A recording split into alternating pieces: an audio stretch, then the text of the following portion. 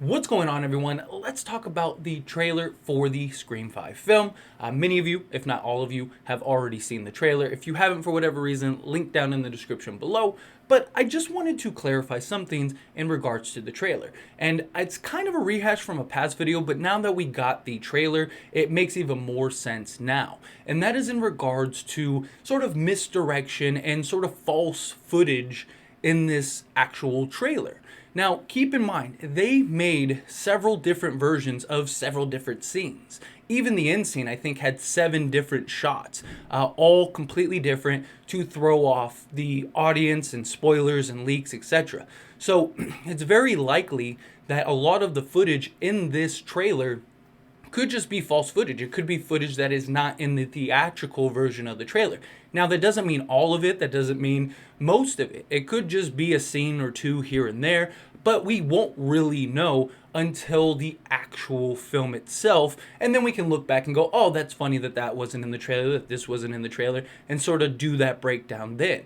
Also, it's very common in Hollywood. I mean, many films have had trailers with nothing in regards to the actual film itself. A huge example is Endgame had several scenes that were never even in the film, and a lot of people were sort of upset about that. So it could be the case here with Scream. Now, I'm not saying that that is undoubtedly the case, that, you know, maybe all the scenes could be legit in the theatrical film, but just wanted people to keep that in mind because, of course, there's a lot of speculation, there's a lot of talks, there's a lot of, theories and ideas, which is great, which is the whole point, right? I mean, that's what this channel is based around, is what that's built around. And that excitement, I mean, I have countless videos to make. It's pretty crazy, but I'm really excited, and it's a great problem to have. But also when it comes to sort of certain scenes, like I've had people point out that, Liv sort of seems like, she could be the killer. She wasn't really seen being attacked. You got the hair flip and that sort of like, little glance, and it's very reminiscent to one of the scenes with Ghostface. And, all of that stuff is done deliberate. People even mention Wes. Wes didn't really seem to be attacked. There's just that kind of scene where he's like glancing over, but it could be anything, and of course, all of that stuff is misdirection. It's red herrings. It's things to get you guessing for the film. Because then what's going to happen? You're going to go to the film. You're going to think she's the killer. You're going to have all these little red herrings, all these little points pointing to her or even Wes being the killer. And then immediately you're like, okay, like that's who that has to be. That has to be the killer.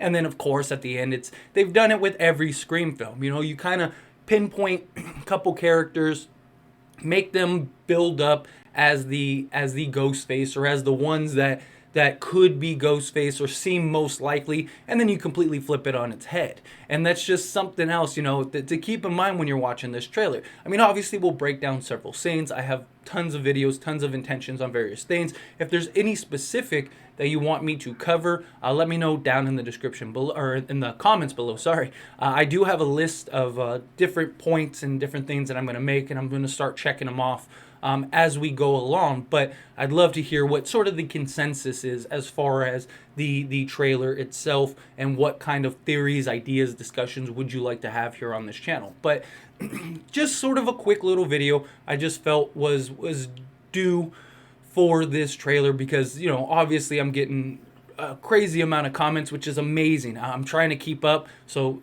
for those that are used to me responding rather quickly or within like a certain time frame, if I'm taking longer, I'm sorry. I'm just getting sort of overwhelmed here, but it's a great problem to have. I'm thankful, I'm blessed. This is an amazing community. We're all excited, we're all extremely hyped for this film. The trailer just added to that. I mean, Ghostface looked menacing, it looked more dark, more brutal. It was just a different, you could tell it's a different type of Scream. And that's another point that I wanted to make real quickly, is people need to keep in mind, because I'm getting a lot of comments for that as well, that, hey, like, this seems to be, this isn't very reminiscent of a past Scream film. And, I mean, just from the standpoint that Wes and even Kevin weren't really involved, obviously, with Wes's passing, rest in peace, and Kevin just being sort of an executive producer, but who knows how much he actually had, inputted into this film. they kind of slap that executive producer on anything. If you're somebody on set with a name attached to you, you boom, you get an executive producer label. It's just kind of the thing that they do in Hollywood now.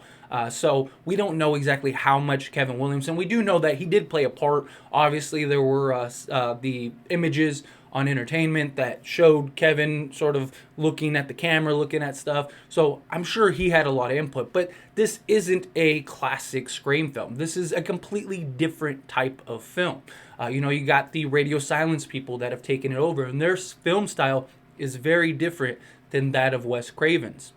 And though it will be very reminiscent, there will be a lot of ties and connections. I mean, just the trailer in and of itself, you see the connections, you see the ties to the past films right off the bat.